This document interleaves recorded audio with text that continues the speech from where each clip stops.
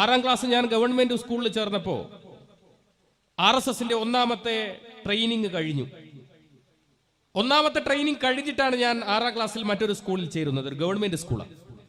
അവിടെ ചേർന്നപ്പോൾ ആ ക്ലാസ്സിൽ ഒരു വെള്ളത്തൊപ്പി വെച്ച ഒരു കുട്ടി. ഞാൻ ആദ്യമായിട്ടാണ് ഈ വെള്ളത്തൊപ്പി വെച്ച കുട്ടിയെ കാണുന്നത്.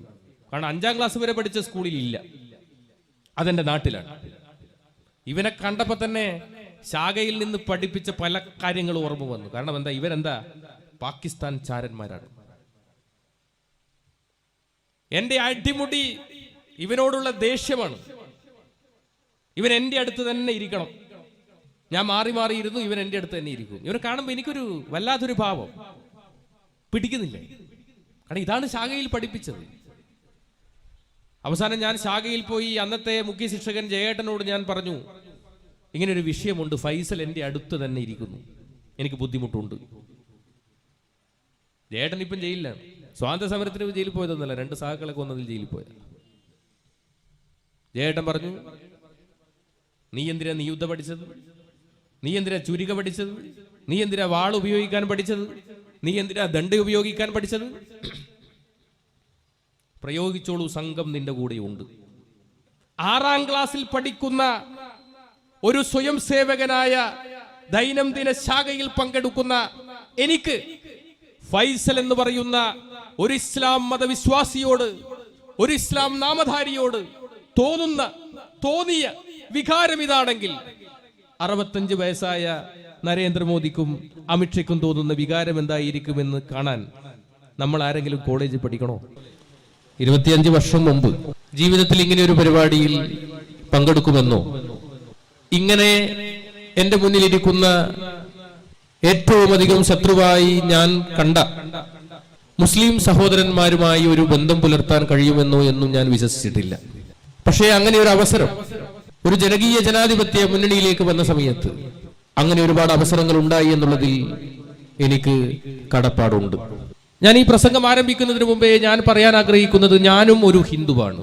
എന്റെ ഹിന്ദു എന്ന് പറയുന്നത് സ്വാമി വിവേകാനന്ദൻ നൂറ്റാണ്ടുകൾക്കപ്പുറത്ത് അമേരിക്കയുടെ ഐക്യരാഷ്ട്രസഭയിൽ എല്ലാ മതപണ്ഡിതന്മാരും ഇരിക്കുന്ന ആ സഭയിൽ വെച്ച് അദ്ദേഹത്തിന്റെ പ്രസംഗം ആരംഭിച്ചത്, അമേരിക്കയിലെ എൻ്റെ അമ്മമാരെ, സഹോദരി സഹോദരന്മാരെ, ഞാൻ ഹിന്ദുസ്ഥാനിൽ നിന്നാണ് വരുന്നത്.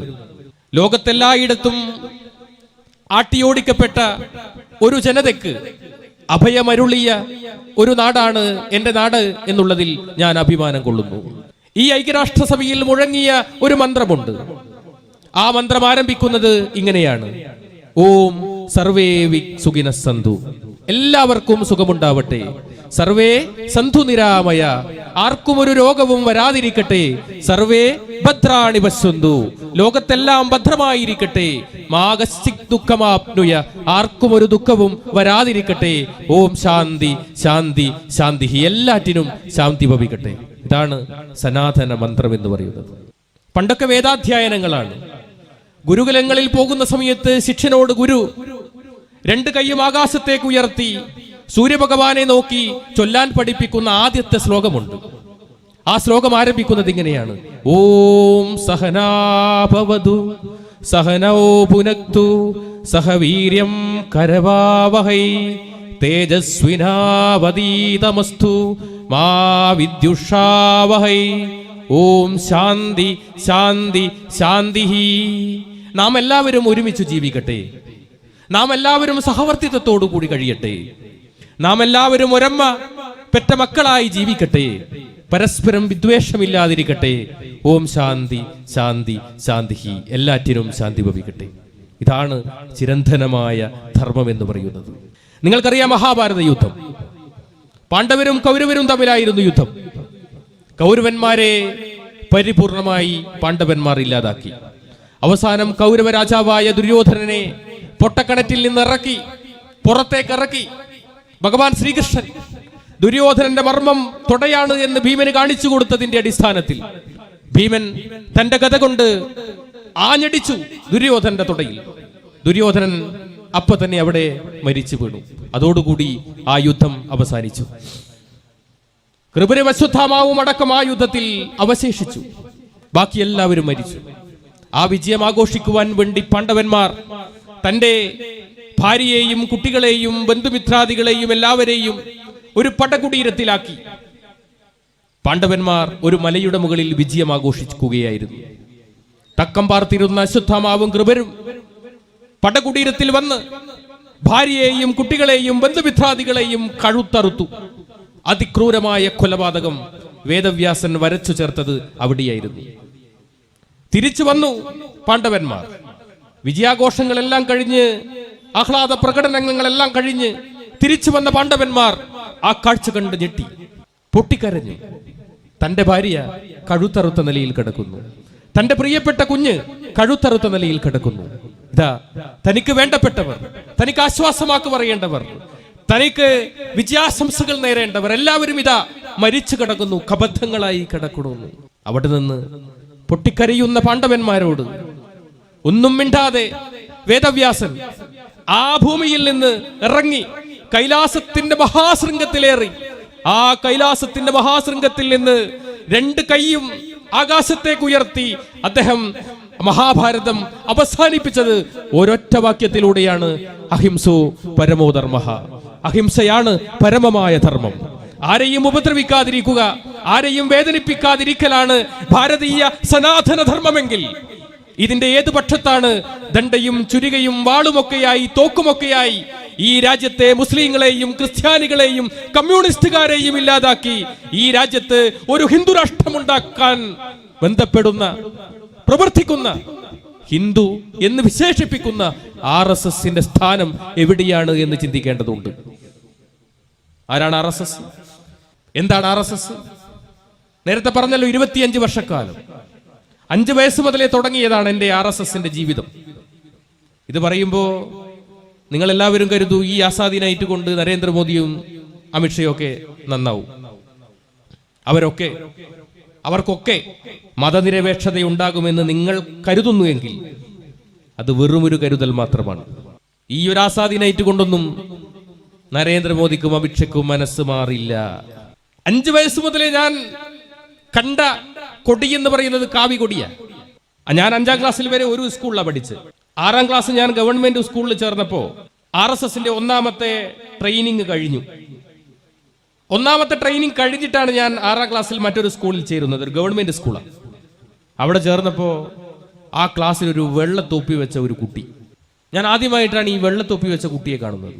കാരണം 5ാം ക്ലാസ് വരെ പഠിച്ച സ്കൂളിൽ ഇല്ല, അതെന്റെ നാട്ടിലാണ്. ഇവനെ കണ്ടപ്പോൾ തന്നെ ശാഖയിൽ നിന്ന് പഠിപ്പിച്ച പല കാര്യങ്ങളും ഓർമ്മ വന്നു. കാരണം ഇവരെന്താ പാകിസ്ഥാൻ ചാരന്മാരാണ്. എന്റെ അടിമുടി ഇവനോടുള്ള ദേഷ്യമാണ്. ഇവൻ എൻ്റെ അടുത്ത് തന്നെ ഇരിക്കണം.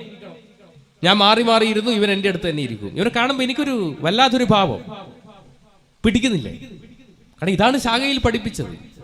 അവസാനം ഞാൻ ശാഖയിൽ പോയി അന്നത്തെ മുഖ്യ ശിക്ഷകൻ ജയേട്ടനോട് ഞാൻ പറഞ്ഞു, ഇങ്ങനൊരു വിഷയമുണ്ട്, ഫൈസൽ എൻ്റെ അടുത്ത് തന്നെ ഇരിക്കുന്നു, എനിക്ക് ബുദ്ധിമുട്ടുണ്ട്. ജയേട്ടൻ ഇപ്പം ജയിലിലാണ്. സ്വാതന്ത്ര്യ സമരത്തിന് ജയിലിൽ പോയതൊന്നുമല്ല, 2 സഹാക്കളെ കൊന്നതിൽ ജയിലിൽ പോയത്. ജയേട്ടൻ പറഞ്ഞു, നീ എന്തിനാ യുദ്ധം പഠിച്ചത്? നീ എന്തിനാ ചുരിക പഠിച്ചത്? നീ എന്തിനാ വാൾ ഉപയോഗിക്കാൻ പഠിച്ചത്? നീ എന്തിനാ ദണ്ഡ് ഉപയോഗിക്കാൻ പഠിച്ചത്? പ്രയോഗിച്ചോളൂ, സംഘം നിന്റെ കൂടെയുണ്ട്. വീട്ടിൽ പോയപ്പോ ഇതിനേക്കാൾ വലിയ സംഖ്യ വല്യച്ഛൻ പറഞ്ഞു, ഒന്നിക്കിൽ നീ കോമ്പസ് കൊണ്ട് കുത്തുക, അല്ലെങ്കിൽ പ്ലേറ്റ് വെച്ച് മുഖത്തടിക്കുക. ഞാൻ പിറ്റേ ദിവസം സ്കൂളിൽ പോയി. ഇന്നും ഫൈസലുണ്ട്. ഇന്ന് എൻ്റെ ഏറ്റവും നല്ല സുഹൃത്താ ഫൈസൽ എൻ്റെ അടുത്ത് തന്നെ ഇരുന്നു.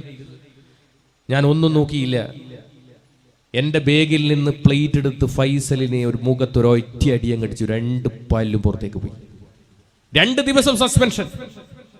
6ാം ക്ലാസ്സിൽ പഠിക്കുന്ന ഒരു സ്വയം സേവകനായ ദൈനംദിന ശാഖയിൽ പങ്കെടുക്കുന്ന എനിക്ക് ഫൈസൽ എന്ന് പറയുന്ന ഒരു ഇസ്ലാം മതവിശ്വാസിയോട്, ഒരു ഇസ്ലാം നാമധാരിയോട് തോന്നിയ വികാരം ഇതാണെങ്കിൽ 65 വയസ്സായ നരേന്ദ്രമോദിക്കും അമിത്ഷയ്ക്കും തോന്നുന്ന വികാരം എന്തായിരിക്കുമെന്ന് കാണാൻ നമ്മൾ ആരെങ്കിലും കോളേജിൽ പഠിക്കണോ?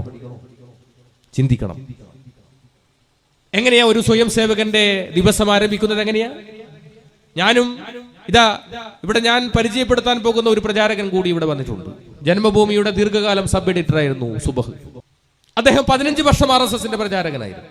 നരേന്ദ്രമോദിയും അമിത്ഷയും രാഷ്ട്രപതിയും കോവിന്ദും എല്ലാം എല്ലാ ദിവസവും ആരംഭിക്കുന്നത് എങ്ങനെയാ?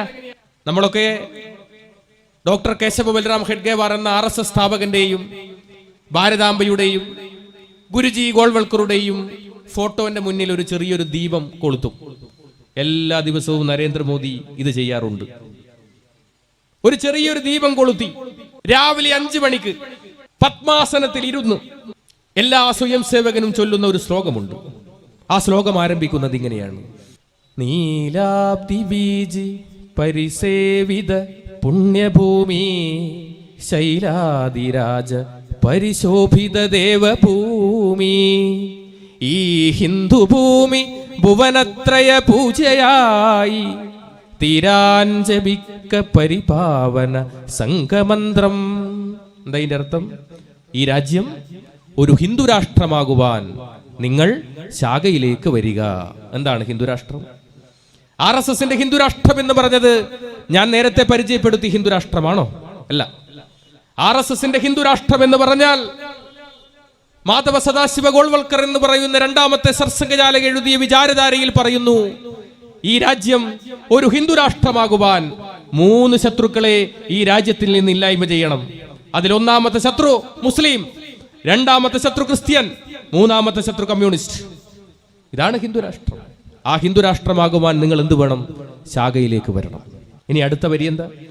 ഭക്ത്യാദരേണ ഭഗവത്കൊടി സാക്ഷിയാക്കി ശീലിക്കുമെന്നു പരമേറ്റ മഹാവ്രതത്തെ ആത്യന്തിക പ്രിയമോടും പരിരക്ഷ ചെയ്യാൻ നിത്യം ജപിക്ക പരിപാവന സംഘമന്ത്രം.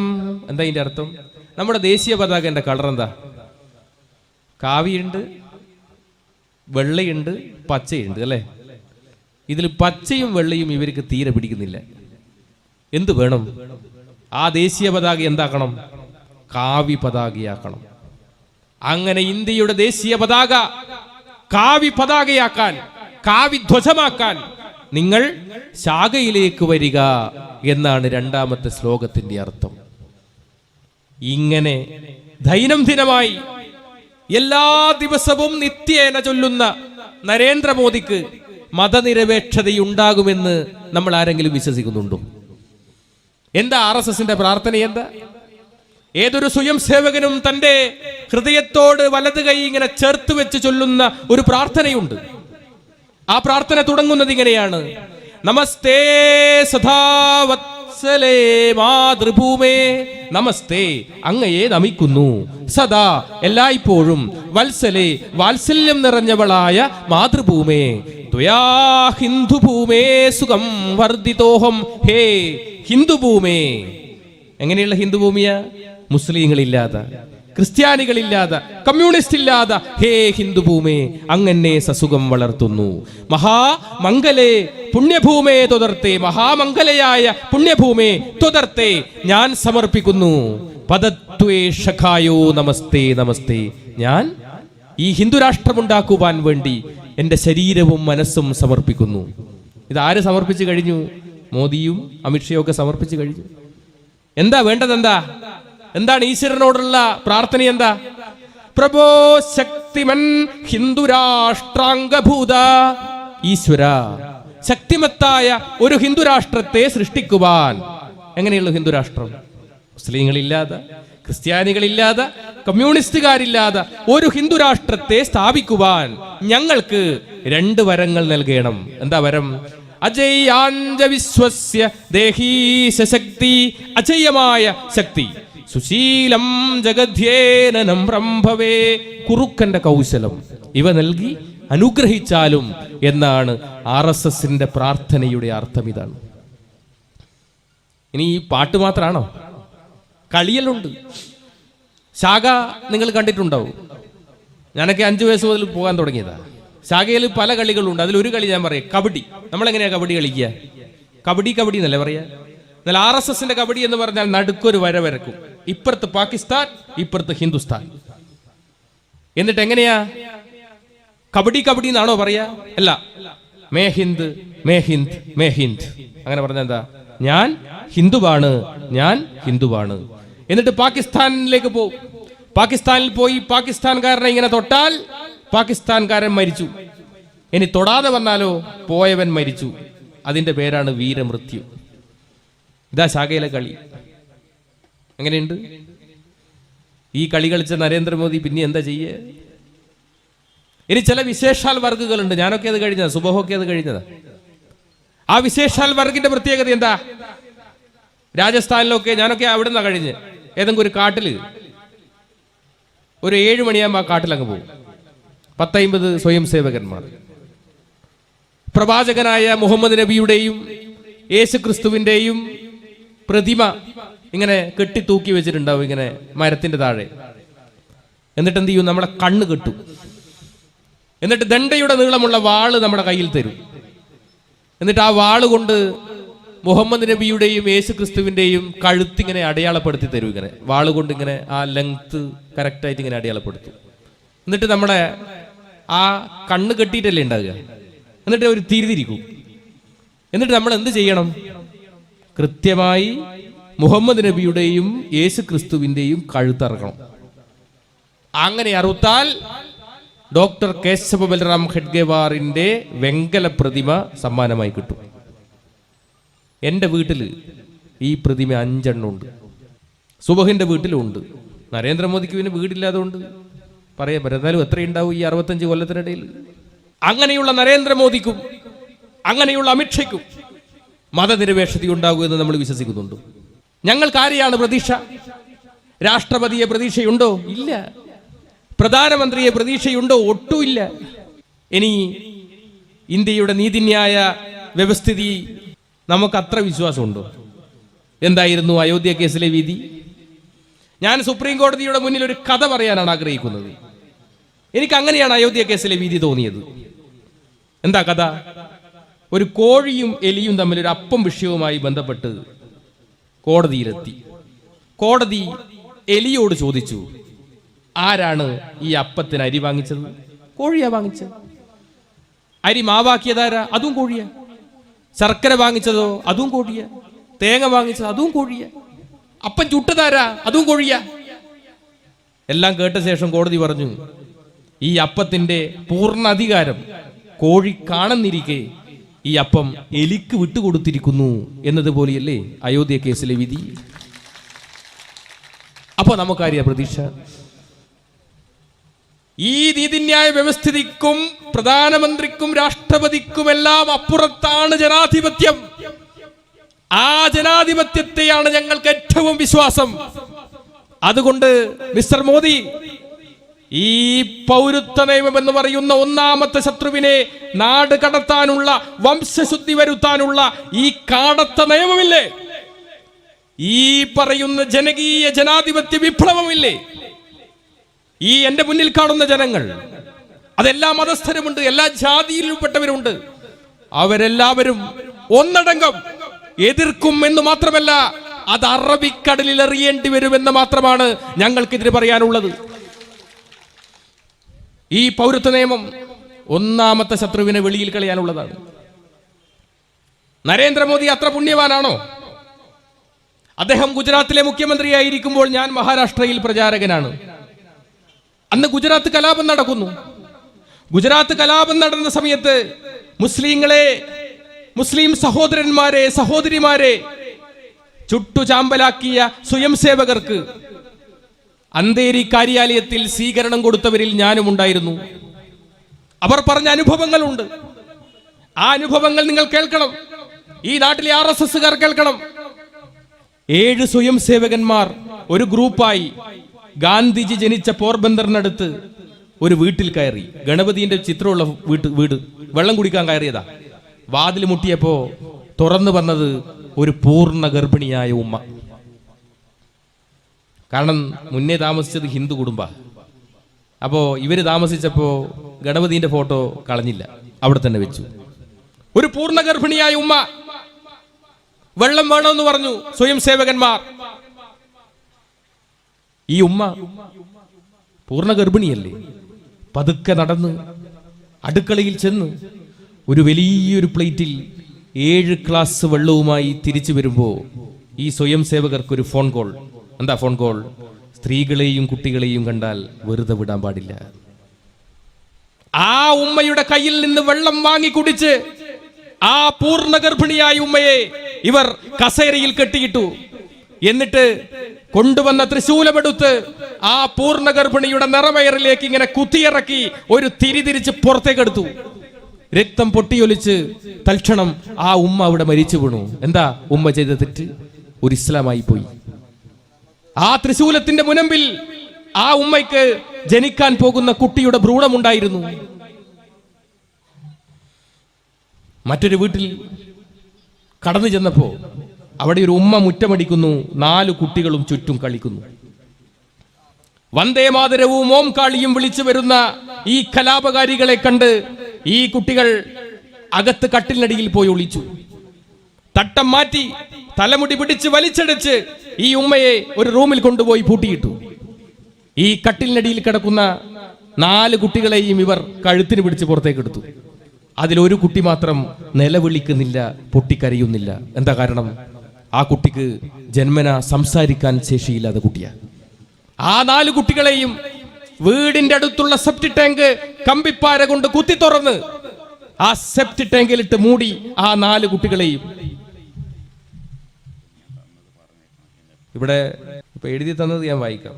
സുബഹിന് കഴിയുമെങ്കിൽ വേദിയിലേക്ക് ക്ഷണിച്ച് ഞങ്ങളെ പരിചയപ്പെടുത്തുമെന്ന് പ്രതീക്ഷിക്കുന്നു. അപ്പോ ആ 4 കുട്ടികളും ശ്വാസം മുട്ടിയിട്ടല്ലേ മരിച്ചിട്ടുണ്ടാകുക?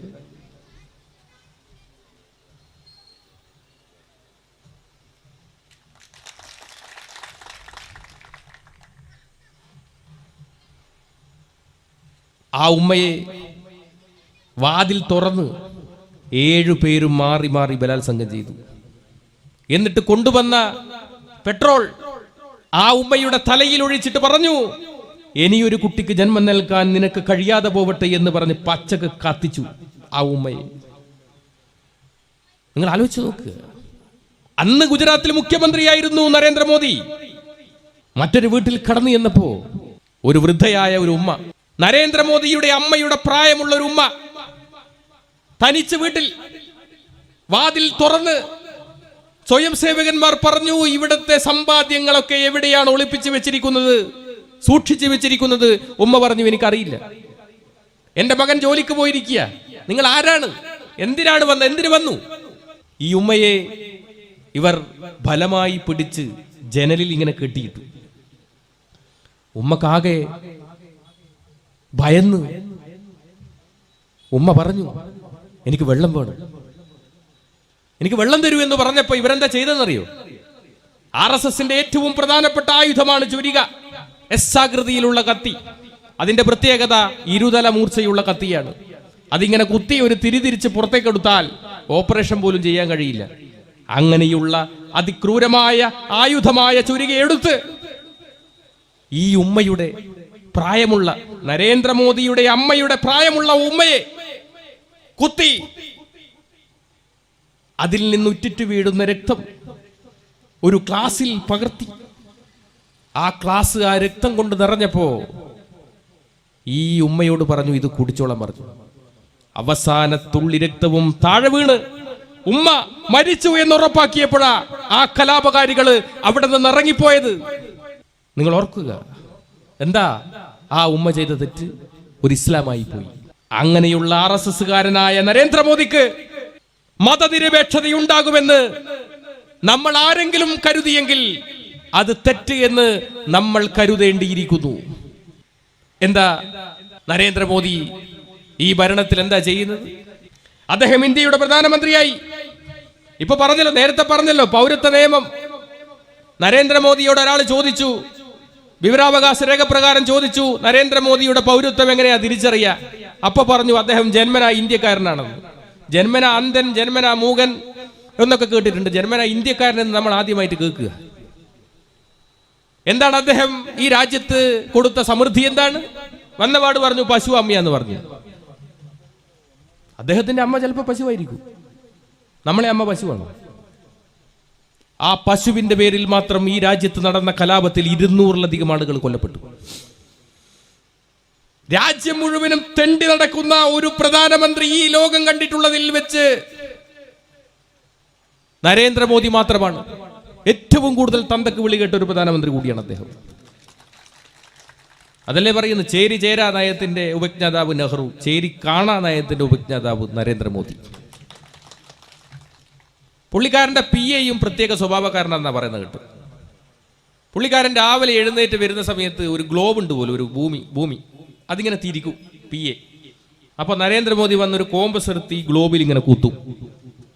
അത് അഫ്ഗാനിസ്ഥാനിലാണ് പോയതെങ്കിൽ പുള്ളി അപ്പം തന്നെ രാവിലെ അഫ്ഗാനിസ്ഥാനിലേക്ക് പോകും.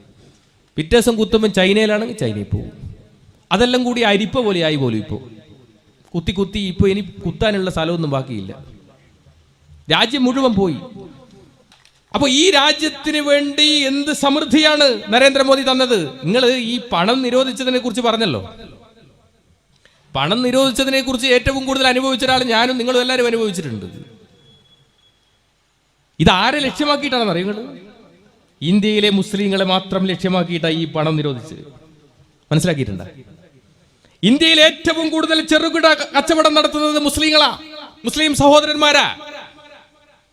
ആ ചെറുകിട കച്ചവടത്തെ പരിപൂർണമായി നശിപ്പിക്കുവാനാണ് ഈ പണം അങ്ങ് നിരോധിച്ചു കളഞ്ഞത്. സംഭവിച്ചില്ലേ? ആരെ കയ്യിലെങ്കിലും പൈസയുണ്ടോ? എന്തായിരുന്നു പറഞ്ഞത്? കള്ളപ്പണം തിരികെ കൊണ്ടുവരും. ഇവർ തന്നെ നോട്ടടിച്ച് കൊടുക്കാൻ തുടങ്ങി. കൊടുങ്ങല്ലൂർ ഉള്ളി സുരുവിന്റെ നേരെ ഒരു സുഹൃത്ത്, പുള്ളിക്കാരൻ പറഞ്ഞു, മേക്കിംഗ് ഇന്ത്യ പദ്ധതിയിൽ പുള്ളിക്കാരൻ ഒരു ചെറിയൊരു പരിപാടി നടത്തി. എന്താ? പൈസ സ്വന്തമായിട്ട് വീട്ടിൽ നിന്ന് അടിക്കുക. മേക്കിംഗ് ഇന്ത്യ പിടിച്ചല്ലോ. അപ്പൊ പറഞ്ഞു നരേന്ദ്രമോദിയുടെ മേക്കിംഗ് ഇന്ത്യ പദ്ധതി നടപ്പിലാക്കിയതാണ്. ഇതല്ലേ ഭരണത്തിന്റെ അവസ്ഥ? ഏതെങ്കിലും ഒരു നല്ല പ്രവൃത്തി RSSകാരനായ നരേന്ദ്രമോദി ചെയ്തിട്ടുണ്ട് എന്ന് നിങ്ങൾക്ക് ആർക്കെങ്കിലും വിശ്വസിക്കാൻ പറ്റൂ? ആർക്കെങ്കിലും പറയാൻ പറ്റൂ? ലോകത്തെല്ലാം രാജ്യത്തെല്ലായിടത്തും കക്കൂസ് ഉണ്ടായി കൊടുത്തു. ഭക്ഷണം കൊടുക്കാത്ത കക്കൂസ് മാത്രം ഉണ്ടായി കൊടുത്തിട്ട് എന്താ കാര്യം? ഭക്ഷണം കഴിച്ചാലല്ലേ കക്കൂസ് പോവുക, അത് കഴിക്കാണ്ടായ കക്കൂസ് പോകും. ഇപ്പൊ രാജ്യത്തെങ്ങും കക്കൂസ് ഉണ്ടായി കൊടുത്തു. കേരളത്തിൽ പൗരത്വ നിയമത്തിന് അനുകൂലമായി RSSകാർ പരിപാടി നടത്തുന്നുണ്ട്. ഞാൻ ഈ അടുത്ത് നാദാപുരത്ത് RSSകാരൊരു പരിപാടി നമ്മൾ ഇങ്ങനെ പോകുന്ന സമയത്ത് കാണുക. ആ പരിപാടിയിൽ സത്യം പറഞ്ഞാൽ കേൾക്കാൻ ഒരാളും 4 പട്ടികളും.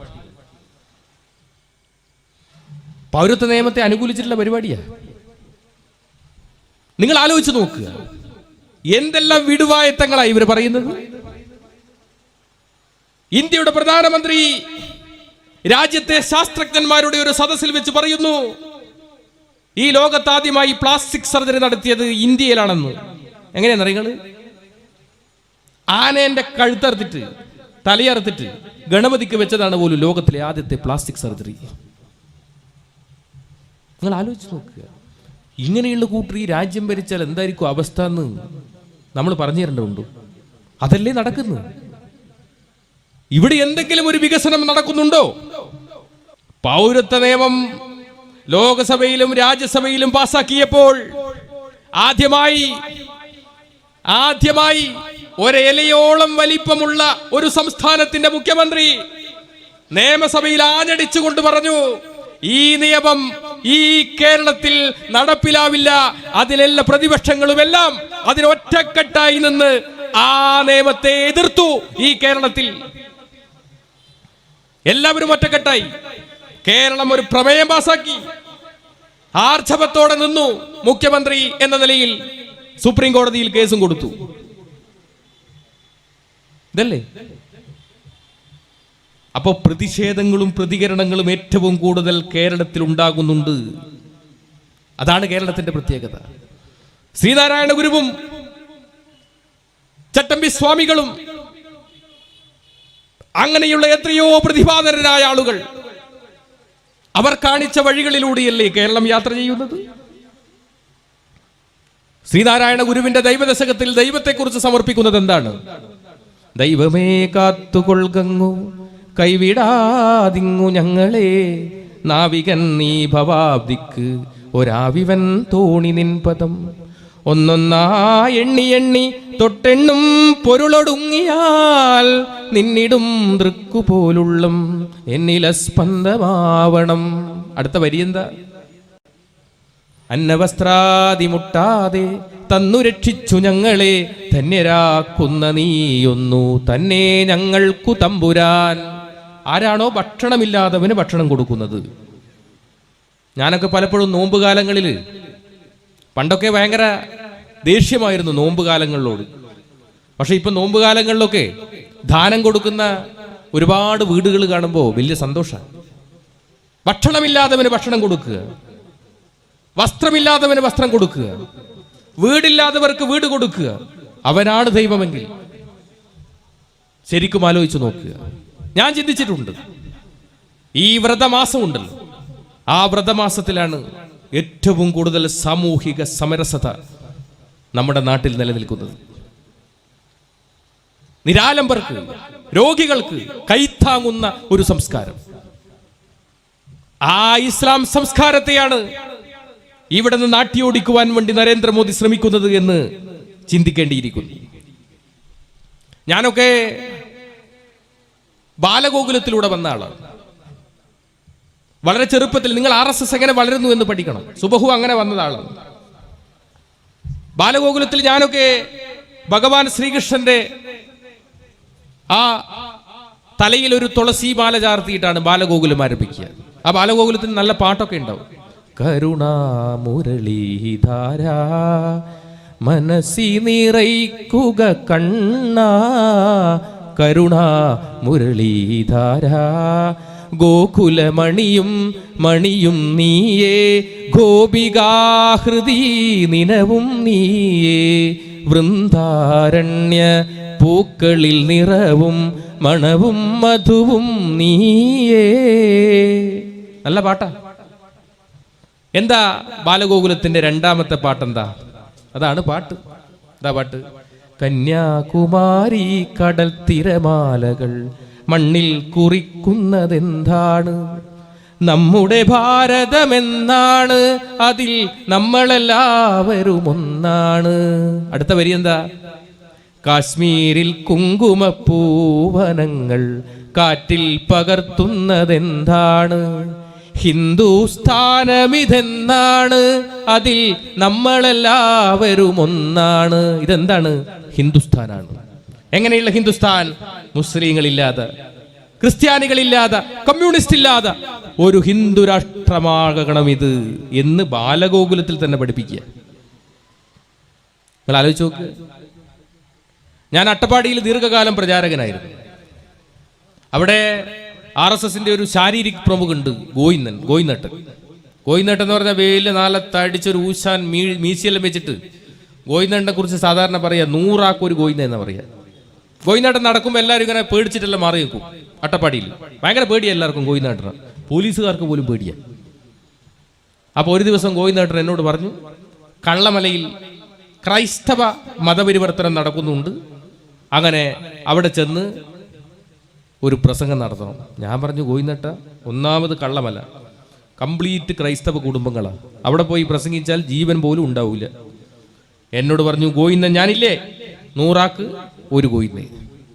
അങ്ങനെയെല്ലാം കൂടി ഞാൻ കള്ളമലയിൽ ഒരു പരിപാടി, ഞാനും ഗോയിന്നേട്ടനും മാത്രം വേദിയിൽ, മുന്നിൽ മുരുകൻ കേൾവിക്കാരനായിട്ട്.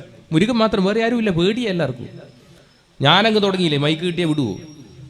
ഞാൻ പറഞ്ഞു, കാലിത്തൊഴുത്തിലല്ലടാ യേശു ജനിച്ചെന്ന് ചോദിച്ചു. ഇതേതോ യേശു വിശ്വാസിക്ക് പിടിച്ചില്ല, ഒരു ഏറുപടക്ക് ഒരൊറ്റ ഏറാ വേദിയിൽ, കംപ്ലീറ്റ് പുക. ഞാൻ ആദ്യം നോക്കി തട്ടി നിറയ്ക്കണത് പിറകിൽ ഗോയിന്നേട്ടനുണ്ടോന്നാ, കാണുന്നില്ല, ഗോയിന്നേട്ടനെ കാണുന്നില്ല. പിന്നെ ഞാനെല്ലാം കൂടി ജെറ്റ് വിട്ട പോലെ വിട്ടാടുന്നു. പിറ്റേ ദിവസം ഞാൻ രാവിലെ അഗളി കാര്യാലയത്തിൽ വന്നിട്ട് നോക്കുമ്പോൾ ഗോയിന്നേട്ടൻ ഇങ്ങനെ ഇരിക്കുക, ഇങ്ങനെ നിൽക്കുക. ഞാൻ പറഞ്ഞു, അല്ല ഗോയിന്നേട്ട, ഇങ്ങളെന്തൊരു ഓട്ടാ ഓടിയേ? എന്നോട് പറഞ്ഞു, ഞാൻ ആരാ? ഗോയിന്നേട്ടെ. എൻ്റെ ദൗത്യം എന്താ? ശാരീരിക പ്രമുഖ്, ആയുധാഭ്യാസങ്ങൾ പഠിപ്പിക്കുക. ഞാൻ മരിച്ചാൽ വേറെ ആരെങ്കിലും ചെയ്യൂ ഇത്? അല്ലാതെ പേടിച്ചോടിയതല്ല. ഞാൻ ആദ്യത്തെ OTC കഴിഞ്ഞത് മധുരയിലാണ്. മധുര മീനാക്ഷി ക്ഷേത്രത്തിന്റെ അടുത്തുള്ള തിരുവേടകം വിവേകാനന്ദ കോളേജിലെ ആദ്യത്തെ OTC കഴിഞ്ഞു. OTC എന്ന് പറഞ്ഞാൽ RSSന്റെ ഒഫീഷ്യൽ ട്രെയിനിങ്, 1 മാസത്തെ ഒരു പരിപാടിയാണ്.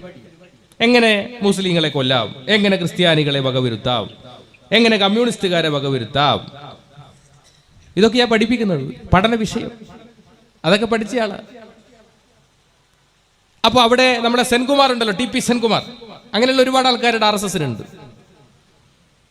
IPS ഓഫീസർ, അവിടുത്തെ ഒരു IPS ഓഫീസർ നമ്മളെ അന്നത്തെ ക്യാമ്പിൽ പങ്കെടുത്തു. എനിക്ക് ഇപ്പോഴും ഓർമ്മയുണ്ട് കേട്ടോ. അത് അദ്ദേഹം പറഞ്ഞൊരു വിഷയം ഇതാണ്. നമ്മളോട് പറഞ്ഞു, നിങ്ങൾ 3500ഓളം ശിക്ഷാർത്ഥികളുണ്ട്, അപ്പൊ 3500 സ്വയം സേവകന്മാരുണ്ട്. നിങ്ങൾ എനിക്കൊരു ഉപകാരം ചെയ്യണം. എന്താ ഉപകാരം? മധുര മീനാക്ഷി ക്ഷേത്രത്തിന്റെ മുന്നിൽ മുസ്ലിങ്ങളാണ് കട നടത്തുന്നത്, അത് ഇല്ലാണ്ടാക്കണം. കാരണം എന്താണെന്നറിയോ? അത് മധുര മീനാക്ഷി അമ്മക്ക് സുഖിക്കൂല, കാരണം മുസ്ലിം അല്ലേ. അതൊന്ന് ഒഴിവാക്കി തരണം. നിങ്ങൾ വിചാരിച്ചാൽ നടക്കും. അന്ന് എന്താ ചെയ്തെന്നറിയങ്ങൾ? ഞാനന്ന് 10ാം ക്ലാസ് പഠിക്കുക. അന്ന് ഈ ക്യാമ്പ് കഴിയുന്നതിന്റെ തലേ ദിവസം സ്വയം സേവകരെയെല്ലാം മധുര മീനാക്ഷി ക്ഷേത്രം ദർശനം നടത്താൻ വേണ്ടി കൊണ്ടുപോയി. എങ്ങനെയാ കൊണ്ടുപോയെന്നറിയങ്ങൾ? കാക്കി ട്രൗസർ വിട്ട് ദണ്ഡയുമായിട്ടാണ് കൊണ്ടുപോയത് മധുര മീനാക്ഷി ക്ഷേത്രം കാണാൻ. അതിന്റെ തലേ ദിവസം ഞങ്ങൾക്കൊരു പ്ലാനൊക്കെ തയ്യാറാക്കി. ആ ക്ഷേത്രത്തിന്റെ കംപ്ലീറ്റ് ഒരു സ്കെച്ച് വരച്ചിട്ട് അതിൽ ഏതൊക്കെ തലങ്ങളിൽ മുസ്ലിങ്ങളായ ആളുകൾ കട നടത്തുന്നുണ്ട് എന്ന് വ്യക്തമായി സ്കെച്ചിട്ടു. എന്നിട്ടാ പരിപാടി. അപ്പൊ ആ സ്കെച്ചൊക്കെ നമ്മൾ പഠിച്ചിട്ടാ പോയെ. എന്നിട്ട് നമ്മളിങ്ങനെ ഓരോ കടയുടെയും അടുത്ത് ഇങ്ങനെ ഒന്നുമില്ലാതെ പോലെ ഇങ്ങനെ നിന്നു. ദണ്ഡ ഇങ്ങനെയുണ്ട്, ദണ്ഡ ഇങ്ങനെ കയ്യിൽ ഇങ്ങനെ ആക്കി ഇങ്ങനെ നിന്നു. ഒരു ബിസിലടി, ആദ്യത്തെ ബിസിലടിയിൽ ദണ്ഡ പ്രയോഗിക്കുവാൻ വേണ്ടി ഈ കയ്യിലുള്ള ദണ്ഡ ഇങ്ങനെ ആക്കുക. 1ാമത്തെ വിസിലടിച്ചു, നമ്മളെല്ലാവരും ഇങ്ങനെ ദണ്ഡ ഇങ്ങനെയാക്കി. ആർക്കും ഒന്നും മനസ്സിലായില്ല. 2ാമത്തെ വിസിലടിയിൽ വലത്തെ കൈയിൽ ദണ്ഡ വന്നു. പിന്നെ അവിടെ എന്താ നടന്നതെന്ന് ഒരു തിരുപാടുമില്ല. ഞാൻ അടക്കമുള്ള ആളുകൾ അടിച്ചു. അതിൽ ഏറ്റവും പ്രായമുള്ളത് എൻ്റെ മുന്നിലിരിക്കുന്ന വളരെ പ്രായമുള്ള ഒരു വെള്ളത്തൊപ്പിയിട്ട ഒരു വൃദ്ധൻ കൈ ഇങ്ങനെ കൂപ്പി. ഞാൻ പക്ഷെ വിട്ടില്ല. ദണ്ഡ കൊണ്ടൊരു ഒറ്റയടി തലക്ക് ബോധം കെട്ടു വീണു. അവിടെ കവർച്ച നടത്തി. അവിടത്തെ ഏതാണ്ട് 32 മുസ്ലിം കടകളും ഞാൻ അടക്കമുള്ള ആളുകൾ കവർച്ച നടത്തി. പോലീസുകാരെല്ലാവരും നോക്കി നിന്നു. ഒരാളും അനങ്ങിയില്ല. ഞങ്ങള് മധുര മീനാക്ഷി ക്ഷേത്രം ദർശനവും നടത്തിയില്ല. ഞങ്ങൾ ഈ പരിപാടി കഴിഞ്ഞു. അടുത്ത വണ്ടിയിൽ ഞങ്ങൾ ക്യാമ്പിലേക്ക് തിരിച്ചു വന്നു. ഇതാണ് RSS. പഠിക്കണം നമ്മൾ RSSലാണ്. ഇതാണ് RSS. ഇതാണ് ഓരോ സ്വയം സേവകരും ചിന്തിക്കുന്നത്. അവന്റെ നാഡീ ഞരമ്പുകളിൽ ഒഴുകുന്ന ചിന്തയും ലക്ഷ്യവുമെല്ലാം എന്താ? ഈ നാട്ടിലെ മുസ്ലിങ്ങളെയും ക്രിസ്ത്യാനികളെയും കമ്മ്യൂണിസ്റ്റിനെയും എങ്ങനെ വകവരുത്താം എന്നുള്ളതാണ്. അതാണ് അവൻ ചിന്തിക്കുന്നത്. അവൻ അതിനു വേണ്ടി മാത്രമാണ് ജീവിക്കുന്നത്. അതുകൊണ്ടാണ് അവന്റെ പ്രാർത്ഥനയിൽ ഇങ്ങനെ ഹൃദയത്തോട് കൈ ചേർത്ത് വെച്ചുകൊണ്ട് പറയുന്നത്, ഹൃദന്ത സ്ഫുര തുക്ഷയാ നിഷ്ഠ. എന്റെ ഹൃദയത്തിൽ സ്ഫുരിക്കട്ടെ ധ്യേയനിഷ്ഠ. എന്താ ധ്യേയനിഷ്ഠ? പ്രഭോ ശക്തിമൻ ഹിന്ദുരാഷ്ട്രാംഗഭൂത. ഈ രാജ്യം ശക്തിമത്തായ ഒരു ഹിന്ദുരാഷ്ട്രം ഉണ്ടാക്കുക. എന്താ ഹിന്ദുരാഷ്ട്രം? മുസ്ലിങ്ങളില്ലാതെ, ക്രിസ്ത്യാനികളില്ലാതെ, കമ്മ്യൂണിസ്റ്റുകാരില്ലാതെ ഒരു ഹിന്ദുരാഷ്ട്രം ഉണ്ടാക്കുക എന്ന ലക്ഷ്യം വെച്ച് പുലർത്തുന്ന നരേന്ദ്രമോദിക്കും അമിത്ഷയ്ക്കും മതനിരപേക്ഷതയുണ്ടാകുമെന്ന് നമ്മൾ ആരെങ്കിലും സ്വപ്നം കാണുന്നുണ്ടെങ്കിൽ അങ്ങനെയൊരു അവസരം ഉണ്ടാവില്ല. പക്ഷേ കാലം മാറും, കോലവും മാറും. ഭഗവത്ഗീതയിൽ പറയുന്നുണ്ട്, അർജുനനോട് വ്യക്തമായൊരു നിർദ്ദേശം കൊടുക്കുന്നുണ്ട്. അതിൽ പറയുന്നത്, ഞങ്ങൾ വളരെ കുറച്ച് മാത്രമേ ഉണ്ടാകാം. പാണ്ഡവന്മാർ വളരെ കുറച്ചേ ഉണ്ടായിരുന്നുള്ളൂ. 18 അക്ഷൗഹിണിയിൽ ആകെ 7 അക്ഷൗഹിണി മാത്രമേ പാണ്ഡവർക്ക് ഉണ്ടായിട്ടുള്ളൂ. ഇതെല്ലാം കണ്ടപ്പോൾ അർജുനൻ ആകെ ഭയന്നല്ലോ. അർജുനനോട് കൃഷ്ണൻ ഭഗവത്ഗീതയിൽ പറയുന്ന 1ാമത്തെ ശ്ലോകം എന്താണ്? 1ാമത്തെ ശ്ലോകം പറയുന്നത്, ക്ലൈബ്യം മാസ്മഗമപാർത്ത നൈദത്തോ ഉപപദ്ധ്യതേ ക്ഷുദ്രം ഹൃദയ ദൗർബല്യം ത്വത്തോദിഷ്ട പരന്തപ. ഹേ മഹാധീര, ആണും പെണ്ണും കെട്ട സ്വഭാവം നീ ഒഴിവാക്കുക. നീചമായ ഹൃദയ ദുർബലതയെ വലിച്ചെറിഞ്ഞുകൊണ്ട് എഴുന്നേൽക്കുക എന്ന് പറഞ്ഞു തുടങ്ങുന്ന ആ ശ്ലോകത്തിൽ ആളുകളല്ല വിജയത്തിന്റെ മാനദണ്ഡം, ധർമ്മമാണ്. യഥോ ധർമ്മസ്ഥതോ ജയ. എവിടെ ധർമ്മമുണ്ടോ അവിടെയാണ് ജയമെങ്കിൽ തീർച്ചയായും ഞങ്ങൾ ജയിച്ചിരിക്കും, നിങ്ങൾ പരാജയപ്പെട്ടിരിക്കും മോദിജി എന്ന് നിങ്ങൾ മനസ്സിലാക്കണം. ഇതാണ് ഓരോ RSSകാരന്റെയും ചിന്തകളിൽ, ഇതാണ് ഓരോ RSSകാരന്റെയും ലക്ഷ്യം. ഇതാണ് ഓരോ RSSകാരനും ചിന്തിക്കുന്നത് ഇങ്ങനെയാണ്. ഇപ്പൊ ശശികല, കേരളത്തിൽ ശശികലയുണ്ടല്ലോ, എന്തായിരുന്നു ശബരിമല വിഷയവുമായി ഞാൻ വേറെ കാര്യങ്ങൾ പ്രത്യേകിച്ചൊന്നും പറയുന്നില്ല. നിങ്ങൾക്കറിയാലോ, ഞാൻ ഈ പ്രസ്ഥാനത്തിലേക്ക് വന്നപ്പോൾ എൻ്റെ തറവാട്ടിൽ നിന്ന് എന്നെ പുറത്താക്കി. കല്യാണം കഴിച്ചപ്പോൾ ഞാൻ എൻ്റെ തറവാട്ടിൽ എൻ്റെ ഭാര്യയും കൊണ്ട് ഞാൻ ഇങ്ങനെ പോകുമ്പോൾ അമ്മ ഈ ശശികലൻ്റെ പ്രസംഗം കേൾക്കുക. നിലക്കൽ വെച്ചിട്ടാ പ്രസംഗം. എന്തെന്നാ പ്രസംഗം? അമ്മ നമ്മളോട് മിണ്ടുന്നില്ല, വെള്ളം പോലും കൊടുക്കുന്നില്ല. ഞാനല്ല, എന്നെ 10-30 കൊല്ലമായി അമ്മ കാണുന്നില്ല. എന്നാ പിന്നെ ഈ പെണ്ണോ കല്യാണം കഴിച്ച് എന്തൊക്കെ കൊടുക്കണ്ടേ? അമ്മ ഇങ്ങനെ നിൽക്കുക പ്രസംഗം. കുറെ കഴിഞ്ഞപ്പോ അമ്മ ചാടി എഴുന്നേറ്റു. അപ്പൊ ഞാൻ ചോദിച്ചു, അമ്മയെ ചത്തോ? ചാകാനാ, നീ നോക്ക്.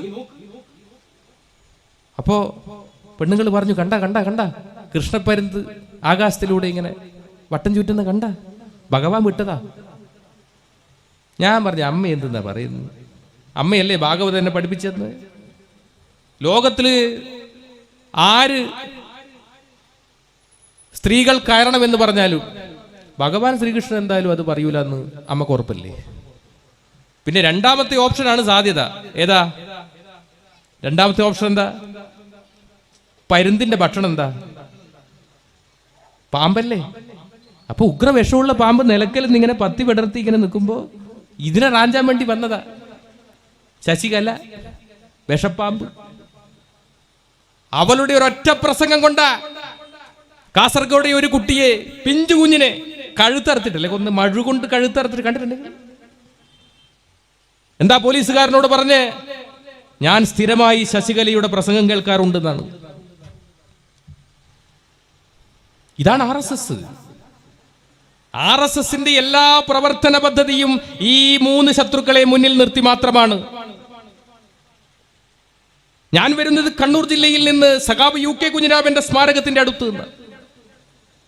തലശ്ശേരി കലാപത്തിൽ നെരുവുമ്പായി പള്ളി ആക്രമിക്കാൻ വേണ്ടി RSSകാർ 100-300 ആളുകൾ വന്നപ്പോ അദ്ദേഹം ഒറ്റയ്ക്ക് നിർഭയം ഒരു കപ്പക്കൊള്ളി എടുത്തിട്ട് പറഞ്ഞു, എന്നെ കൊന്നാലേ നിങ്ങൾക്ക് ഈ പള്ളി ആക്രമിക്കാൻ വേണ്ടി സാധിക്കുകയുള്ളൂ.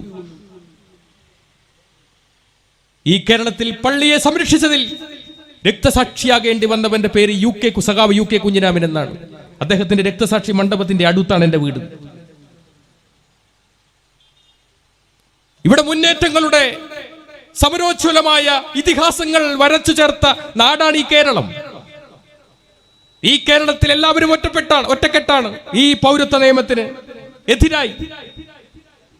അത് കോൺഗ്രസ് ആയാലും മുസ്ലിം ലീഗ് ആയാലും CPIM ആയാലും CPI ആയാലും എല്ലാ പ്രസ്ഥാനങ്ങളും ഈ നരാധമത്വത്തിനെതിരായി, ഈ രാക്ഷസീയതയ്ക്കെതിരായി ഒറ്റക്കെട്ടായി നിൽക്കുന്ന കാലഘട്ടമാണിത്. ഇവിടെ ഈ പോരാട്ടങ്ങൾക്ക് അവസാനം കൊടുക്കാൻ പാടില്ല. ഈ മുന്നേറ്റങ്ങൾ ഒരിക്കലും നിലക്കാൻ പാടില്ല. കാരണം ഓരോ സ്വയം സേവകനും ഉണർന്നെഴുന്നേൽക്കുന്നത് ഈ രാജ്യത്തെ മുസ്ലിങ്ങളെ, ക്രിസ്ത്യാനികളെ വംശശുദ്ധി വരുത്തുക എങ്ങനെയാണ് എന്ന് ചിന്തിച്ചുകൊണ്ടാണ്. എങ്കിൽ ഈ രാജ്യത്തെ ശാഖയാണ് ലഷ്കർ-ഇ തോയ്ബിയേക്കാളും ISISനേക്കാളും ഏറ്റവും വലിയ തീവ്രവാദ പ്രസ്ഥാനം ഈ രാജ്യത്തെ ശാഖയാണ്. അങ്ങനെ ശാഖയാണ് തീവ്രവാദ പ്രസ്ഥാനമെങ്കിൽ ഈ രാജ്യത്തെ ഏറ്റവും വലിയ തീവ്രവാദിയാണ് ഇന്ത്യയുടെ പ്രധാനമന്ത്രിയായ നരേന്ദ്രമോദി എന്ന് വിളിക്കേണ്ടി വരും നമുക്ക്. എപ്പോഴെങ്കിലും ഏതെങ്കിലും ഒരു കാലഘട്ടത്തിൽ സുപ്രീം കോടതി ജഡ്ജിമാർ ഭാരതത്തിന്റെ വികലമായ സങ്കല്പങ്ങളെ മാത്രം വരച്ചു ചേർത്ത വിചാരധാര ഒരു തവണയെങ്കിലും വായിച്ചിരുന്നു എങ്കിൽ അയോധ്യ കേസിൽ ആ വിധി പറയില്ലായിരുന്നു എന്ന് ഞാൻ ആഗ്രഹിച്ചു പോയിട്ടുണ്ട്. വായിക്കണം വിചാരധാര. ഡോക്ടർ കേശവ ബൽറാം ഹെഡ്ഗേവാറിന്റെ ജീവചരിത്രമുണ്ട്. അതെല്ലായിടത്തും കിട്ടും, വായിച്ചു നോക്കണം.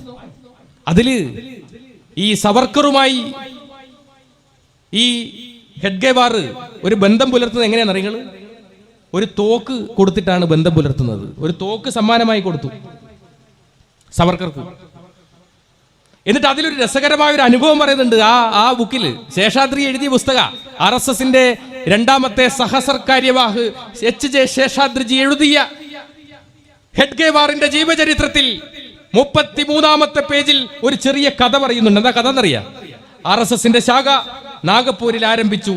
7 ദിവസം കഴിഞ്ഞു. 15 ആളുകൾ മാത്രമേ ആ ശാഖയിൽ ഉണ്ടായിരുന്നുള്ളൂ. അങ്ങനെ ആ ശാഖയിൽ ഒരു തീരുമാനമെടുത്തതിന്റെ ഭാഗമായി, എന്താ തീരുമാനം ഒന്നും പറയുന്നില്ല, അവിടെ ഒരു കലാപം വന്നു. എങ്ങനെയാ കലാപം? ഒരു പള്ളിയിൽ, ആ പള്ളിന്റെ മുകളിൽ ഓം എന്ന് വരച്ചു. ഇതുവരെ അങ്ങനെ ഒരു വര അവിടെ ഉണ്ടായിട്ടില്ല. ഒരു മുസ്ലിം പള്ളിയിൽ ഓം എന്ന് വരച്ചു. അവിടെ ഒരു കലാപം പൊട്ടിപ്പുറപ്പെട്ടു. അവിടുത്തെ ബ്രാഹ്മൺസായ ഹിന്ദുക്കൾ, നോക്കണം, ബ്രാഹ്മൺസായ ഹിന്ദുക്കൾ, അവർക്ക് ആയോധന കലയൊന്നും പരിചയമില്ല. അവര് പൂജാവിധികൾ മാത്രം അറിയുന്ന ആളുകളാണ്. അവരോടി ഹെഡ്ഗേവാറിന്റെ ശാഖയിലേക്ക് വന്നു. ശാഖയിൽ വന്നപ്പോ ഹെഡ്ഗേവാർ പറഞ്ഞു, ഞങ്ങൾ 15 ആളേ ഉള്ളൂ, പക്ഷെ നിങ്ങൾ ഇത്രയും ആളുകളില്ലേ? ഞങ്ങൾക്കെല്ലാവരും ഒരുമിച്ച് കൂടി എങ്ങനെ ദണ്ഡ ഉപയോഗിക്കാം, എങ്ങനെ വാൾ ഉപയോഗിക്കാം, എങ്ങനെ ചുരുകി ഉപയോഗിക്കാം എന്ന് പഠിപ്പിച്ചു തരാം. അവരെ ഒരു ദിവസത്തെ ശാഖയിൽ പഠിപ്പിച്ചു. ശേഷം അവിടെ നടന്ന കലാപത്തിൽ 15ഓളം മുസ്ലിങ്ങൾ കൊല്ലപ്പെട്ടു എന്ന് മാത്രമല്ല, അവിടുത്തെ മുസ്ലിം സമൂഹത്തെ പൂർണ്ണമായും നാടുകടത്താൻ കഴിഞ്ഞു. നാഗപ്പൂരിൽ ആ 1930 കാലഘട്ടത്തിൽ ഹെഡ്ഗേവാറിന്റെ പുസ്തകത്തിൽ പറയുന്നതാണ്. അപ്പൊ എന്താണ് ഹെഡ്ഗേവാറിന്റെ ഉദ്ദേശം? എന്താണ് നരേന്ദ്രമോദിയുടെ ഉദ്ദേശം എന്ന് മനസ്സിലാക്കാൻ നമുക്ക് കഴിയില്ലേ? ഇതാണ് ഓരോ സ്വയം സേവകനും ചിന്തിക്കുന്ന ബോധതലം. ഇതാണ് ഓരോ സ്വയം സേവകനും ഉയർത്തുന്ന ചിന്താധാര. ഇതാണ്. അതല്ലേ RSSന്റെ ഗണഗീതമുണ്ട്. എല്ലാ ശാഖയിലും ഇങ്ങനെ ഇരുന്നിട്ട് ഇങ്ങനെ കൂട്ടമായി ചൊല്ലുന്ന പാട്ടിനെയാണ് ഗണഗീതം എന്ന് പറയുക. ഹിന്ദുരാഷ്ട്ര സംഘടകം സുജനവന്ദനീയം. ഇത് ഈ രാജ്യം ഹിന്ദുരാഷ്ട്രമാക്കുക. എങ്ങനെയുള്ള ഹിന്ദുരാഷ്ട്രം? ഞാൻ നേരത്തെ പറഞ്ഞ മുസ്ലിങ്ങളില്ലാതെ, ക്രിസ്ത്യാനികളില്ലാതെ, കമ്മ്യൂണിസ്റ്റുകാരില്ലാതെ ഒരു ഹിന്ദുരാഷ്ട്രത്തെ സൃഷ്ടിക്കുക. ഇത് മാത്രമാണ് ഓരോ സ്വയം സേവകന്റെയും ലക്ഷ്യം. വ്യക്തമായ പാഠ്യപദ്ധതിയുണ്ട്. നിങ്ങൾക്ക് ആർക്കെങ്കിലും സംശയമുണ്ടെങ്കിൽ എൻ്റെ അടുത്തുണ്ട് പാഠ്യപദ്ധതി. RSSന്റെ പാഠ്യപദ്ധതി എൻ്റെ അടുത്തുണ്ട്, ഞാൻ തരാം. അതിൽ വ്യക്തമായി പറയുന്നുണ്ട്. അതിൽ 18 നിർദ്ദേശങ്ങളുണ്ട്. ആ 18 നിർദ്ദേശങ്ങളിൽ ഒന്നാമത്തെ നിർദ്ദേശം എന്താണെന്നറിയാം? ഒന്നാമത്തെ നിർദ്ദേശം, എതിരാളിക്ക് അവസരം കൊടുക്കാതെ അങ്ങോട്ട് ആക്രമിക്കുക. അതിൽ പറയുന്ന ഒന്നാമത്തെ നിർദ്ദേശം അതാണ്. എതിരാളിക്ക് അവസരം കൊടുക്കാതെ അങ്ങോട്ട് ആക്രമിക്കുക. ബുദ്ധിപൂർവം തെരഞ്ഞെടുക്കുക. ബുദ്ധിപൂർവം തെരഞ്ഞെടുക്കുക ആക്രമണം.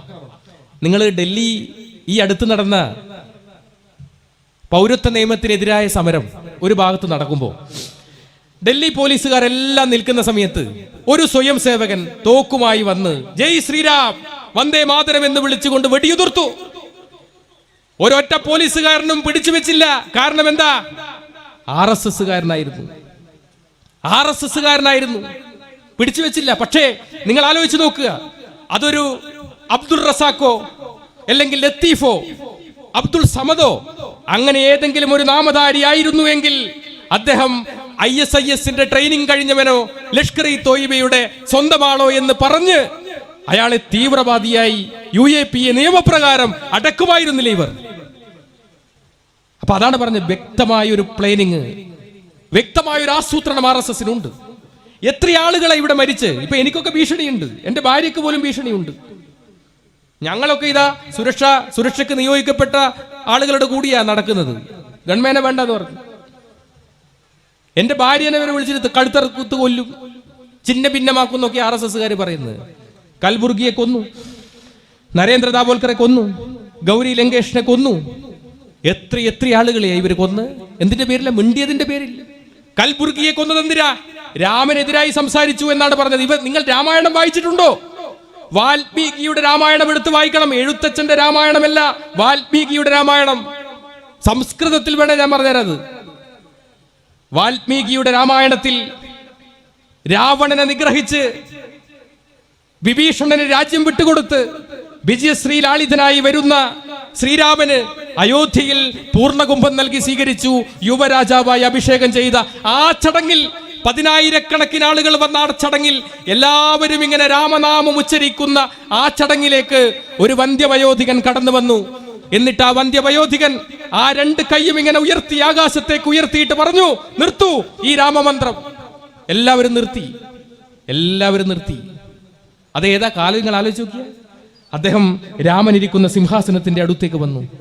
എന്നിട്ട് രാമനെ ഇങ്ങനെ കൈ ചൂണ്ടിയിട്ട്, വാൽമീകി എഴുതിയ രാമായണത്തിലാ, രാമനെ ഇങ്ങനെ കൈ ചൂണ്ടി കാണിച്ചിട്ട് പറഞ്ഞു, ഹേ മനുഷ്യ, നിങ്ങൾ ദൈവമല്ല, നിങ്ങൾ കേവലം ഒരു മനുഷ്യനാണ്. ഈ രാമമന്ത്രം ഇവിടെ വിളിക്കാൻ പാടില്ല എന്ന് ആജ്ഞാപിച്ചു ആ വന്ധ്യവയോധികൻ. കൊല്ലാമായിരുന്നില്ലേ? അമിത്ഷയോ നരേന്ദ്രമോദിയോ ആയിരുന്നെങ്കിൽ ആ വൃദ്ധനെ കൊല്ലുമായിരുന്നില്ലേ? ആ വൃദ്ധനെ രാമൻ അടുത്തേക്ക് വിളിച്ചു. ഹൃദയത്തോട് ചേർത്ത് വെച്ച് ആലിംഗനം ചെയ്തുകൊണ്ട് രാമൻ പറഞ്ഞു, നിങ്ങൾ മുനിയല്ല മഹർഷിയാണ് എന്ന് പറഞ്ഞു. വെറും LP സ്കൂൾ അധ്യാപകനെ ഒരു യൂണിവേഴ്സിറ്റിയുടെ വൈസ് ചാൻസലർ ആക്കിയതുപോലെയാണ് മുനിയിൽ നിന്ന് മഹർഷിയിലേക്കുള്ള പരിവർത്തനം. ഇതാണ് ഭാരതത്തിന്റെ ബഹുസ്വരത. നിങ്ങൾ സംസാരിക്കൂ, ഞങ്ങൾ കേൾക്കാം. അതാണ് ഭാഗവതം പറയുന്നത്, അതാണ് മഹാഭാരതം. കഥ പറയുകയാണ്. നിങ്ങൾ ചോദ്യം ചോദിക്കുന്നു, ഞാൻ ഉത്തരം പറയുന്നു. നിങ്ങൾ ചോദ്യം ചോദിക്കുന്നു, ഞാൻ ഉത്തരം പറയുന്നു. പാർവതി പരമേശ്വര സംവാദമാണ് രാമായണം. നിങ്ങൾ ചോദ്യം ചോദിക്കുക, ഞങ്ങൾ പറയുക. അതാണ് ഭാരതീയ സനാതന ധർമ്മം, അതാണ് ഭാരതത്തിന്റെ നിഷ്ഠ.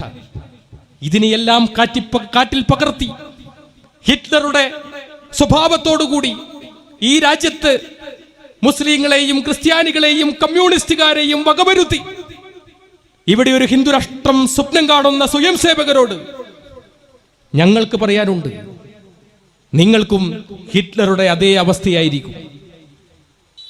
ഉടുമുണ്ടില്ലാതെ ഗുഹയിൽ പ്രവേശിച്ച ഒരു രാജാവിന്റെ കഥയില്ലേ, അതുപോലെയായിരിക്കും നിങ്ങളുടെ അവസ്ഥ. ക്രൈസ്തവ പുരോഹിതന്മാർ ഇതിൽ ഉൾപ്പെട്ടിട്ടില്ല. അവർ അതിൽ വ്യക്തമായി പ്രതികരിച്ചിട്ടുമില്ല എന്ന് എനിക്ക് തോന്നുന്നു. കാരണം അത് അവരുടെ അറിവില്ലായ്മ കൊണ്ടാണ്. ഞാൻ പറയട്ടെ, ഇത് മുസ്ലിങ്ങൾ മാത്രമേ പൗരത്വ നിയമത്തിലുള്ളൂ എങ്കിൽ അടുത്ത ഏകീകൃത സിവിൽ കോഡിൽ ക്രൈസ്തവരും ഉൾപ്പെടുമെന്ന് ഞാൻ നിങ്ങളോട് പറയാൻ ആഗ്രഹിക്കുന്നു. അത് ഈ 6 മാസത്തിനുള്ളിൽ അത് പാസാക്കുകയും ചെയ്യും ഇന്ത്യയിൽ ഏകീകൃത സിവിൽ കോഡ്. അതുകൊണ്ട് ഒരു പഴയ സ്വയം സേവകൻ എന്ന നിലയിൽ ഇത് കേൾക്കുന്ന RSSകാരോട് ഞങ്ങൾക്ക് പറയാനുള്ളത്, നിങ്ങളുടെ പിണക്കങ്ങളെല്ലാം മാറ്റി നിങ്ങൾ ഒരു നല്ല മനുഷ്യനായി മാറുക എന്ന് നിങ്ങൾ ആഗ്രഹിക്കുന്നുവെങ്കിൽ നിങ്ങൾ ആ കാട്ടാളത്വത്തിൽ നിന്ന്, നിങ്ങൾ ആ നരാധമത്വത്തിൽ നിന്ന്, നിങ്ങൾ പറയുന്ന ആ കാവിയില്ലേ, അത് നിസ്സംശതയുടെ പ്രതീകമാണ്. അതിൽ നിങ്ങൾ ഒഴിവാകണം. ഹിന്ദുവിന്റെ കോടി കാവിയല്ല. ഹിന്ദുവിന്റെ കോടി എവിടെയും കാവി പറയുന്നില്ല. കാവിയെക്കുറിച്ച് 3 സ്ഥലങ്ങളിലാണ് മഹാഭാരതത്തിലും രാമായണത്തിലും പരാമർശിക്കുന്നത്. രാമായണത്തിൽ സീതയെ തട്ടിക്കൊണ്ടുവരാൻ രാവണന് ഒരു വേഷം കൊടുക്കണം. വാൽമീകി ഒന്നും ചിന്തിച്ചില്ല, കാവിയാണ് കൊടുത്തത്. കാവി വേഷധാരിയായിട്ടാണ് രാവണൻ സീതയെ തട്ടിക്കൊണ്ടുപോയത്. അതുപോലെ തന്നെ കർണന്റെ കവചകുണ്ടലം അടിച്ചു മാറ്റാൻ ഇന്ദ്രന് ഒരു വേഷം കൊടുക്കണം. വ്യാസൻ ഒന്നും ചിന്തിച്ചില്ല, കാവി തന്നെയാണ് അടിച്ചു മാറ്റാൻ തക്കതായ വേഷം. അതുകൊണ്ട് കാവിയാണ് കൊടുത്തത്. സർവനാശ്വാസത്തിന്റെയും ദുരാചാരത്തിന്റെയും മാത്രം പ്രതീകമായ കാവി എങ്ങനെയാണ് ഭാരതീയ ധർമ്മത്തിന്റെ, സനാതന ധർമ്മത്തിന്റെ ചിത്രമാകുന്നത്? എങ്ങനെയാണ്? വെല്ലുവിളികളോടെ പറയുകയാണ്. നിങ്ങൾക്ക് വെല്ലുവിളിക്കാം, നിങ്ങൾക്ക് ചർച്ച ചെയ്യാം. പറയൂ, എവിടെയാണ് ഹിന്ദുവുള്ളത്? ഹിമാലയം സമാരഭ്യ യാവതിന്ദു സരോവരം തം ദേവനിർമ്മിതം ദേശം ഹിന്ദുസ്ഥാനം പ്രശിഷ്യതേ. ഹിമാലയത്തിൽ നിന്ന് ആരംഭിച്ച് ഹിന്ദു സരോവരം വരെ നിൽക്കുന്ന, ജീവിക്കുന്ന എല്ലാ ആളുകളെയും, അത് ഇസ്ലാമുണ്ട്, ക്രൈസ്തവനുണ്ട്, ജൂതനുണ്ട്, പാഴ്സിയുണ്ട്, എല്ലാവരുമുണ്ട്. എല്ലാവരെയും ഹിന്ദു എന്ന് വിളിക്കുന്നു. ഹിന്ദു എന്ന 2 പദത്തിന്റെ അർത്ഥം ആത്മാവിനെ സാക്ഷാത്കരിക്കുന്നവൻ, പ്രകാശത്തെ സൃഷ്ടിക്കുന്നവൻ, അന്ധകാരത്തെ ഇല്ലാതാക്കുന്നവൻ എന്നാണ്. ഞാൻ കൂടുതലൊന്നും പറയുന്നില്ല. ഇനിയും പ്രഭാഷകരുണ്ട് ഈ വേദിയിൽ. ഞങ്ങളൊക്കെ എത്ര കാലം ഇങ്ങനെ പ്രസംഗിക്കാൻ കഴിയുമെന്ന് ഞങ്ങൾക്കറിയില്ല. ഞങ്ങളെയൊക്കെ കൊല്ലാനുള്ള ആയുധങ്ങൾ RSS പണിപ്പുരയിൽ ഉണ്ടാക്കി വെച്ചിട്ടുണ്ട്. പക്ഷെ ഞങ്ങൾക്ക് ഭയമില്ല. ഞങ്ങൾക്ക്. ഭഗവത്ഗീതയിൽ കൃഷ്ണൻ പറഞ്ഞിട്ടുണ്ട്, ജനിച്ചവന് മരണം സുനിശ്ചിതം. ഈ ലോകത്ത് ആരെവിടെ ജനിച്ചിട്ടുണ്ടോ അതിന് മരണം നിശ്ചയമാണ്. അത് എനിക്ക് നല്ല ബോധ്യമുണ്ട്. എന്നെ ഇല്ലാതാക്കാൻ വരുന്ന RSSകാരനും ഈ ബോധ്യമുണ്ടാകണമെന്ന് മാത്രമേ എനിക്ക് പറയാനുള്ളൂ. എന്റെ അവസാന ശ്വാസം വരെ ഈ രാക്ഷസീയതയ്ക്കെതിരെ, ഈ കാട്ടാളത്വത്തിനെതിരെ എന്നും എപ്പോഴും ശബ്ദിച്ചു കൊണ്ടേയിരിക്കുമെന്ന് മാത്രം പറഞ്ഞുകൊണ്ട് ഞാൻ എന്റെ വാക്കുകൾ നിർത്തുന്നു. എല്ലാവർക്കും എന്റെ അഭിവാദ്യങ്ങൾ.